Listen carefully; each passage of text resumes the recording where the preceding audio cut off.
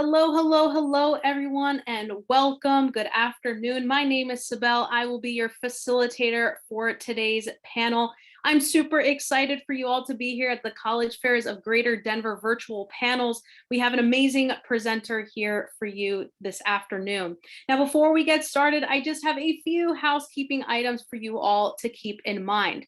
So first and foremost, remember, this is a virtual panel, so it's a webinar style panel. Your camera and microphone are turned off, so you are muted, your video is off, and the panelists cannot see or hear you. So just keep that in mind.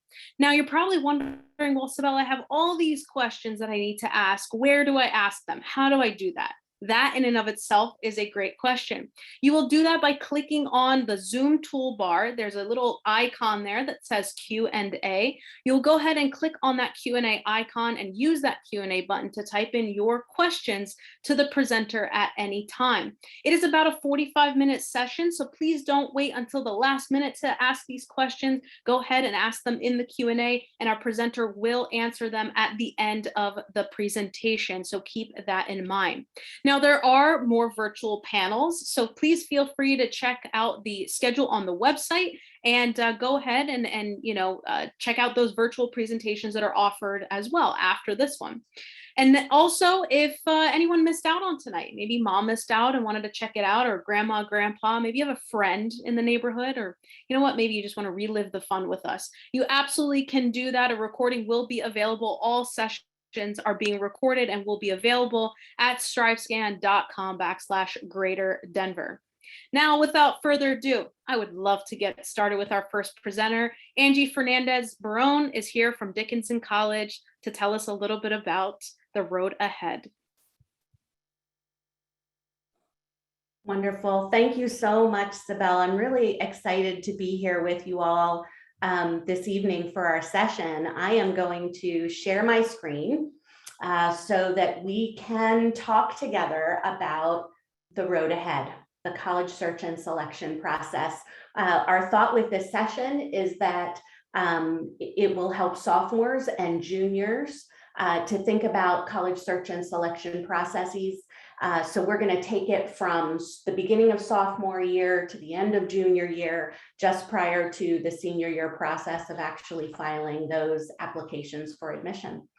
As Sibel said, my name is Angie Fernandez-Barone.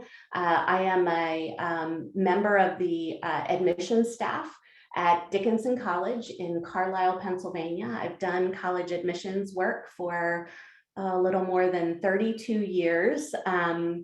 Maybe the biggest eye-opener over that period of time was when I saw my own children move through their college searches.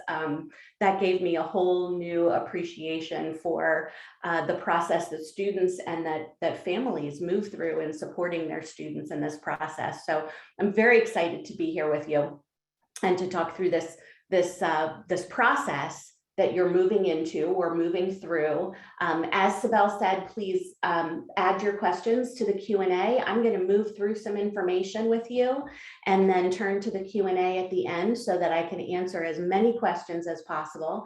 And if you want, jot down my email address that is at the bottom of the screen there, baronea@dickinson.edu. I would love to hear any follow-up questions that you have after this presentation. So let's get started with the initial questions that you'll ask yourself as you begin. I'm speaking to students now as you begin to think about the ideal college environment for you. This process begins very importantly with self-reflection. The foundation for any good college search is self-reflection. And I've posed for you here several questions that you might consider as you think about the process that you're moving into. Think about the classes that you've really enjoyed, but it's very important to think about why you've enjoyed them. What is it about those subjects? What is it about the way the class is conducted? The work of the teacher? What is it there that you've really loved? That will help you get to the information you can draw from those subjects that you've enjoyed that might direct you not only to a subject that you might pursue in college, but the type of college environment that might be right for you. Ask yourself, what about my school do I like and what don't I like? We're not trying to critique our schools here, but what are the things that really work beautifully for me? What are the things I wish were different? Again, this can help you to begin to envision the kind of college environment that would be an ideal fit for you. Very important to ask yourself, how do I learn best? Is it in a lecture environment? Is it in discussion? Is it in the hands-on research moments? Again, we're looking for the ideal college environment for you. There is no one best college. There are ideal places for you to learn in the environment where you will thrive, and to it's that best fit for you. That's the best way to say it, right? Best schools for you. How you learn best, the environment that inspires you and in which you absorb knowledge in the best possible way. That's your best college environment. That's your best learning environment. So a really important question to ask yourself. Ask yourself, of course, what it is that you're passionate about, because some of those interests around which you have passions might align with classes that you're taking, but they may be things that you're pursuing outside of the classroom. They may be extracurricular. They may relate to things that you do outside of school entirely, in the community, on your travels. Think about the things that really inspire you, and you'll begin to get ideas of where you might focus your work at the next stage. Moving down to that next line, what do you see as your strengths? Well, let me ask it two ways. What do I see as my own strengths? Students, ask yourself that. And then ask the people who are important advisors to you, what do you see as my strengths? You will begin to, and of course, we want to develop areas that are not strengths for us, right? We want to cultivate those. But when you think about your strengths, and we're beginning to ask several questions, right? Where your strengths lie, along with what you're passionate about, how you learn, the school environment that you like best, the classes that you like best, you can begin to see a picture forming. And that's what we want these questions to inspire. The next question, how do I spend my free time? Of course, it's a really important question. When you're not assigned something, what do you read? What do you watch? What do you do? What are the things that when no one is requiring you to be anywhere, you would want to be doing? Again, like the question about your passions, this begins to get to those really authentic interests that should inform your decisions about the things that you'll pursue in college, which aligns, of course, with where you choose to go to college. Think about who has helped you to be successful, both because you'll learn from these people that have helped you, and because you may find inspiration in some of the work that they've done. They also may be people that you'll turn to, right? The people who've really helped you to be successful to this point might be helpful in moving through some of these self-reflection questions to try to figure out where to aim your college search. And then, what are some new things I could try to challenge myself? I think this is a really important piece. We, of course, want to play to our strengths and pursue our passions, but it's really important to think about how you'll stretch yourself in your college years and finding environments that can help you to stretch yourself in ways that you think could be really valuable. Maybe I talked earlier about travels being a place where you may have found some passions. If you've not traveled a lot and you think ahead to your college years and think, study abroad could be a really amazing experience for me. That's wonderful. Then you know that in your college search, you want to look for places that will allow you to do study abroad, aligning with your major interests within the 4 years that you want to complete your undergraduate degree. Just one example, but again, you're thinking about the things that might be next level for you, the next step that you want to take, the next challenge you want to take on. And then you'll begin to look for places that can provide you those challenges. Okay. As you gather answers to these questions, those answers can inform how you move through your sophomore, junior, senior year of high school and the college that you go on to. So even as you're in that middle stretch of high school and you've begun to identify some of the things that really matter to you, look for opportunities for that to inform the classes that you choose. If you are hoping to pursue a really selective college for admission, it will be important that you take high-level classes. So certainly look for those opportunities, maintain good breadth for a good academic background before you go on to college, but also look for opportunities to zero in on the things that you really love. Maybe you've always enjoyed sciences, but biology was really your favorite class. Now there's an opportunity to take anatomy and physiology and have a lab, and labs are what you love, right? Look for the convergence of the interests that are really kind of rising to the top of the list for you, the academic environment that you know really works for you, classes that will let you explore that. Clubs, very similarly, can be places where you pursue your interests. Again, we're thinking about interests as both academic, extracurricular, things that you're pursuing in free time. So cultivating the development of those passions that you may have an initial sense of something that's really going to be important for you.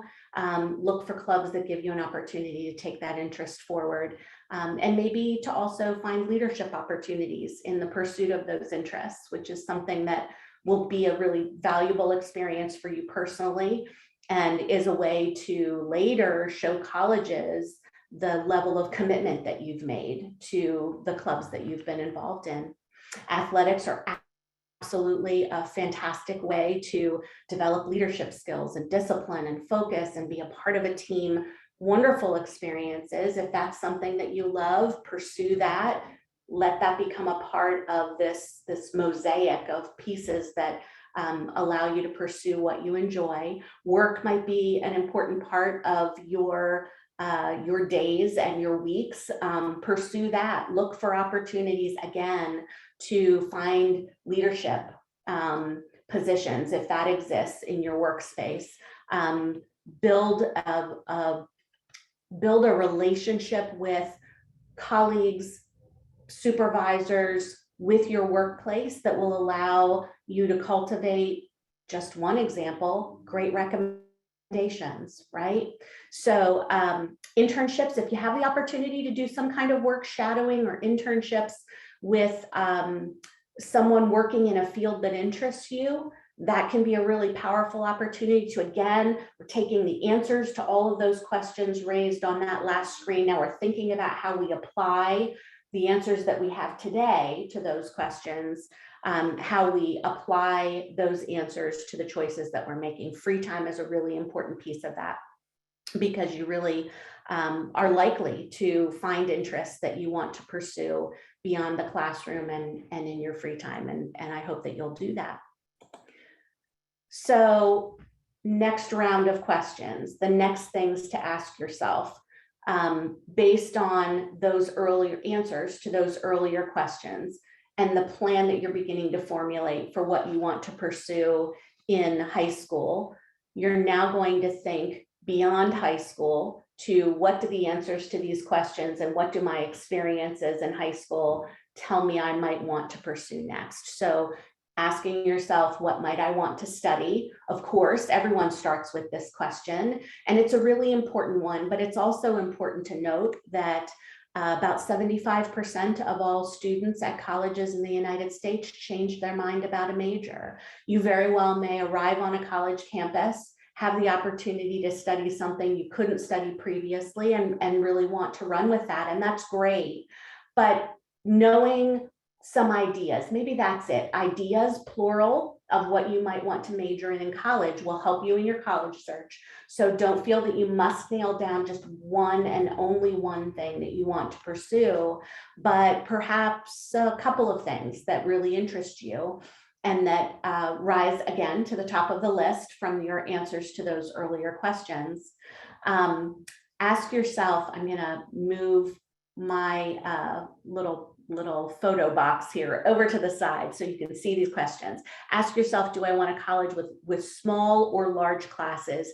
This can be one of the big drivers to your college search, in that size is one of the major factors that students will enter into the search engines for identifying colleges that could be a match. This can really narrow down and focus in your range of colleges, the list of colleges that you're thinking about. Again, thinking about the answers to those earlier questions. Do I want research opportunities? I gave the example of loving a biology class and then finding there's a chance to study it again further in a lab. You love lab experiences. If that's something that's true for you, then research opportunities at the undergraduate level might be a really important piece that you want to look for.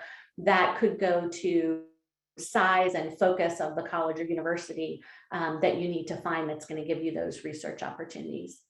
You want to ask yourself, are there support services that I'll need? Many students have learning differences. They might have medical or social, emotional needs. Those sorts of things evolve over time as well. But as you think about those things, you want to make sure that you're looking at places that can provide the services that you need so that you will have the support that you need to be successful. Answers to these questions could begin to maybe become part of a spreadsheet, so that as you start to research individual colleges, you can look for answers to the questions that are most important for you. Ask yourself whether you want to be near home or far from home. This is, again, one of the, I think, bigger questions that students will ask themselves that will help them to narrow down the more than 4,000 colleges and universities in the US, narrowing that down to a feasible list to look at, or even types of schools to look at. Can start with some of these big questions. Thinking about the kind of area that you want to be in. Do you enjoy more northern or southern climates, East Coast, West Coast, in the middle of the country, right? Like, do I want to be near the mountains or do I want to be near the ocean? Think about an environment that will suit you and where you'll thrive. And then, of course, are there financial factors that will impact my options? These are conversations often had by a family. It's important for those conversations to happen early so that as students are thinking about their options and what they're looking at, everybody's on the same page within the family. We'll talk later about keeping financial options open, because financial aid and scholarships can mean that the cost to an individual student or family could look very different than the published cost for the school. So we'll talk more about that. Okay. I'm going to suggest to you that this is a process, and these are questions that you will want to return to regularly as you move through your process, as you discover new interests, as you consider new options. Talk about this with people who are advisors for you in the process, and think about these on your own, students. It's really important that is an ongoing process. Okay.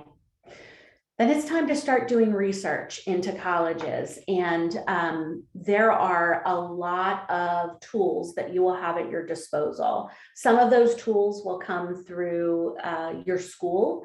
And it's important to know the tools that your school makes available, because those are resources to you. But it's also important that you know the system that your school is using, because sometimes the school counselors, college counselors in your school are actually collaborating with you and gathering information from what you're entering in that tool that's used by the school. So look for that. If you're looking for a tool outside of what your school offers, I think Big Future is wonderful. It's offered by the College Board. The website is bigfuture.collegeboard.org. And I think that it's just one of many search engines. You can certainly Google and find lots of search engines that will allow you to start taking the answers to the questions that you've been asking yourself to form that outline of what it is that you want from a college. Enter that into these search engines, you'll begin to find schools that could be matches for that. College fairs, whether virtual or in person, are a fantastic way to learn about college options and get a feel for what different types of college environments would be like, and begin to get a sense for the type of school that would be a good environment for you. Again, whether virtual or in person, take advantage of those. Really great way to gather a lot of information. Of course, when you know that you are interested in a particular school, that school's website could be a wonderful resource. And I will throw out to you that when you do standardized testing, you can indicate that, for instance, when you take the PSAT, you can indicate that you'd like to hear from colleges, and then the College Board will share the information with colleges and universities so that those schools can reach out to you directly. You'll begin getting mail and email from those schools to help you in your research, and maybe present to you a school that you didn't otherwise know about. So something new and different and interesting might come from opening yourself up to that sharing of your information. Okay, this is a little bit hard to see. Let me slide this over. So I want to suggest to you that you take this idea of the type of colleges and universities that seem to fit you. So your answers to all of these questions indicate that a certain kind of environment would be the right match for you. Now you're thinking about a type. You can test that type close to home. What a lot of students will do is, or if you're not zeroed in on a really, really specific type of school, you could go out and say, I'm going to look for a school close to home that will give me a feel of what a small college is like, what a medium-sized college or university is like, what a large university feels like. Whether or not you end up pursuing those specific schools, you can get a feel for the type of school, the type of environment, by going and doing a visit close to home. Even if your answer to the earlier question is that you want to go far from home for college, you can learn about types of schools by visiting places that are close to you. Maybe you want to visit a school that's in a rural area, one that's in a suburban area, one that's in an urban area. So this becomes a part of you formulating that sense of the type of school that you're interested in. If your answers to the earlier questions really get you thinking very specifically about one particular type of college, you could begin exploring that type of college close to home, or even through virtual visits with places that are far from home. That's a chance to sort of test the picture that's begun forming for you. Get onto those campuses virtually or in person to begin to firm that sense of the type of place that you want, because the next step then is forming your list. Let me slide the picture over here. So we're going to now take all of those factors that you decided, your answers to those questions that point to factors that are most important to you.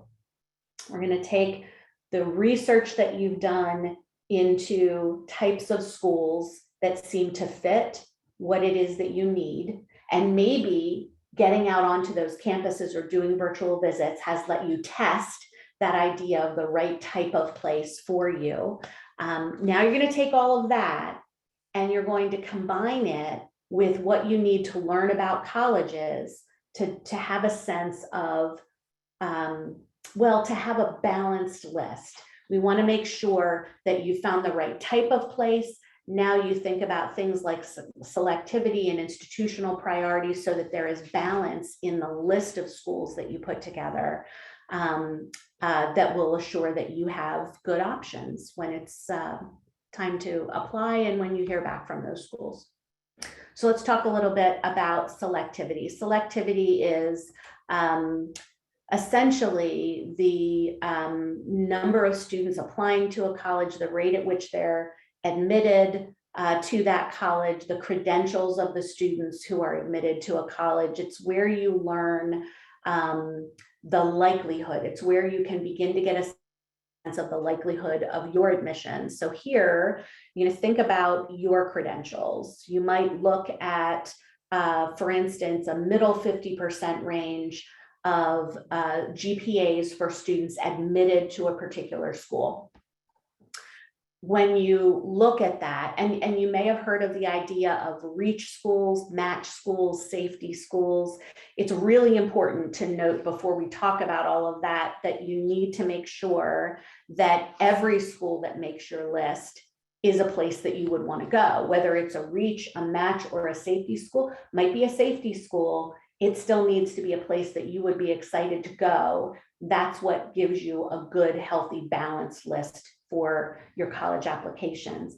I've suggested here one way of thinking about reach, match, and safety schools. When you look at those mid 50% ranges, and they may have to do with grades, they may have to do with standardized test scores, but in any case, if your credentials look like the 25th percentile, they look like the bottom of that mid 50% range. That means your credentials look better than 25% of the pool, but 75% of the admitted students for that school have stronger credentials than yours. That's a reach school. It's not impossible to imagine that you would be admitted, but it's a bit of a reach, a bit more of a stretch in terms of how your credentials align with a typical admitted student for that school. A match school is where you look pretty much like the typical middle of that range admitted student for that school. And the safety school is where you look like the 75th percentile. So 75% of the applicants have credentials that are not as strong as yours. Admission to a college or university is never guaranteed, but there is a likelihood, if you look like the 75th percentile in terms of the credentials of admitted students, there's a greater likelihood that you'll be admitted. And so we're trying here to take what you know about the kind of environment that you want and need, and now as you look at specific schools and think about where they fit on your college list, you want to make sure that you're not putting on your list all reach schools or all safety schools. You want to have schools at varying levels of selectivity in the balance of your college list. I want you to also think about institutional priorities. This is really important. College admission is never decided on GPA and test scores alone. Colleges have priorities. They have programs that they're developing and initiatives that they're launching. And when you can learn about those things, you're learning something about that school's priorities that will help you know both, well, okay, they're building something that aligns perfectly with what I want to pursue. They're going to be looking for students like me. That's a positive. Or this is a school that, to take more of a negative view, right? This is a school whose mission is to serve residents of this state, and I'm from out of state. That might mean that it's a bit more of a stretch for me to be able to be admitted to that school. You want to think about the positives and the negatives of how you align with that school's priorities. And then ultimately, you're going to think about how you present yourself as an applicant, given what that school's priorities are. Okay, so we're going to finalize our lists by drawing on the self-reflection that came out of asking yourself those questions at the beginning, the type of school that fits what it is that you want and what you need. You're going to balance your list by thinking about selectivity and institutional priorities to finalize that list of schools.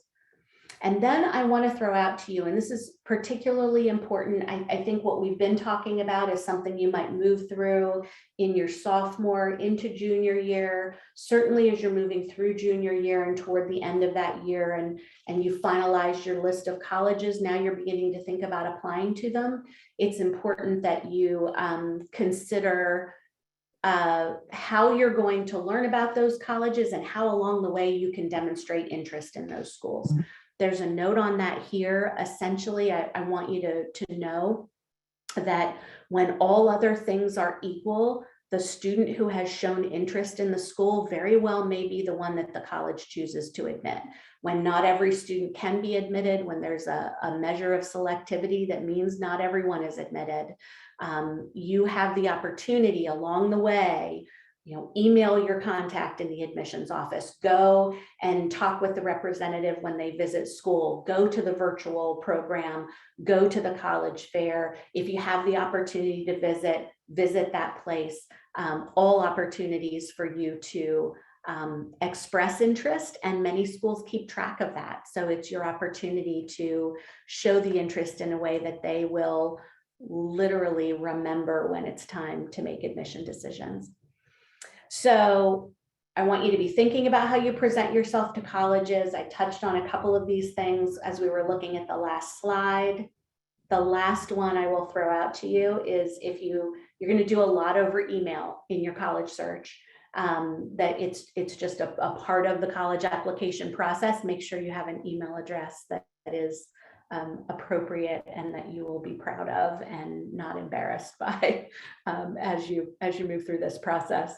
Okay, so preparing to apply to college.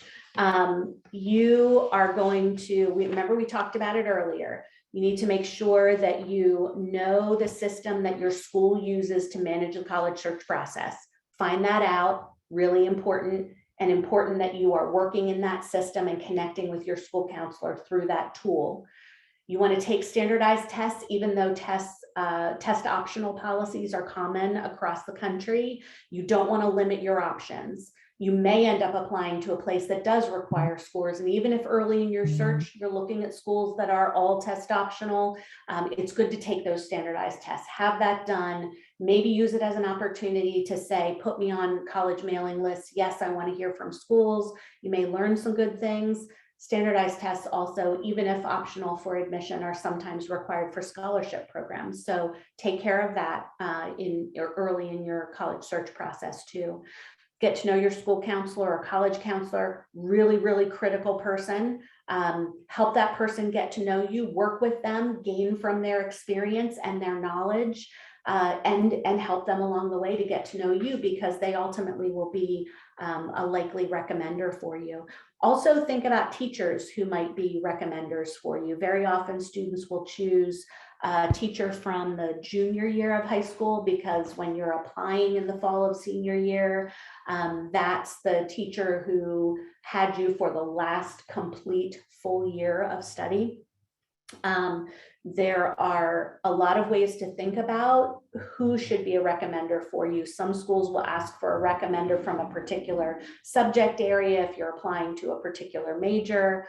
Look for those kinds of things in your research. But again, we're kind of taking this process through to the end of junior year. You want to make sure as you come through junior year that you're thinking about who those teachers are that could be recommenders for you. And I would suggest that you should especially think about people who've seen you rise to challenges. That's a really important piece of what we want to get from the teacher recommendation, not simply this student is brilliant and does wonderful work in this subject. We want to know that when the work is challenging, as we know that it will be in the course of your college career, that you've shown that teacher that you have the ability to rise to that challenge, and you have the tools to rise to those challenges. So think about teachers who can talk about that. Then begin preparing your resume of activities. This is valuable in so many ways. You might use your resume to apply for a part-time job or to pursue an internship. It might be something that you give to your school counselor and to the teachers that you hope will write recommendations for you, so that they have this really complete sense, right? A teacher might know only of your work in their particular class and not realize all of the other wonderful things that you're doing beyond the classroom. Your resume, the ability to share that with people who would write recommendations for you, could be really valuable. And ultimately, you might attach it to your application Many students will, in addition to filling out their activities on, for instance, the common application, whatever application form you're completing will likely have a space for you to list activities, but often there's a space where you can upload a resume as well, and that allows you a little more freedom in how you choose to present your activities. That idea I mentioned before of having like a spreadsheet of the really critical pieces. It might be a spreadsheet of the critical factors in selecting colleges. Now you're getting to having formed a list. You're going to want a spreadsheet that has a checklist of all of your application requirements. One of the things you want to pay very close attention to is deadlines. Watch for priority deadlines, which may not be the final deadline, but being a priority deadline means that's the deadline by which you want to take that step with that school. Financial aid and scholarship applications, applications for admission, absolutely pay attention to what is required, what you must submit, and the dates by which you must submit those. You don't want to, for instance, miss out on a financial aid opportunity because you filed the forms beyond the deadline and were then put onto a financial aid waiting list. So really important that you pay close attention to the checklist of what's required and the deadlines. And make sure to pursue outside scholarships, because beyond what an individual college or university might offer to you, there really could be some wonderful opportunities for scholarships that you find that are happening nationally or happening locally. Look for those opportunities along the way. Okay, it's time for questions. And I am going to stop the sharing of my screen so that I can jump over to the Q&A. And our question is, would you suggest doing athletics or clubs if you're not really interested in them in order to look good on an application? That's a really wonderful question, because I think oftentimes students will try to present as well-rounded by getting involved. It's almost like, what do I have from column A and what do I have from column B? Oh, there's my athletics piece. There's my community service piece. I would suggest time is limited. I think students need to focus on the things that they love. In the admission process, we're looking at everything that a student submits to us, what they write in the application, what they tell us about how they spend their time. We're looking at it to learn about the person. It muddies those waters if they're pulling time away from the things that really are authentic interests in order to invest time in some notion of well-roundedness. I'll give an example from right here in my backyard. There is a wonderful youth ballet company based in the town where my college is located. And I will regularly see applicants who list one and only one activity, and that is ballet, because in addition to going to school, they are training for 9 to 10 hours a day, and they're not involved in other clubs. That student is so impressive.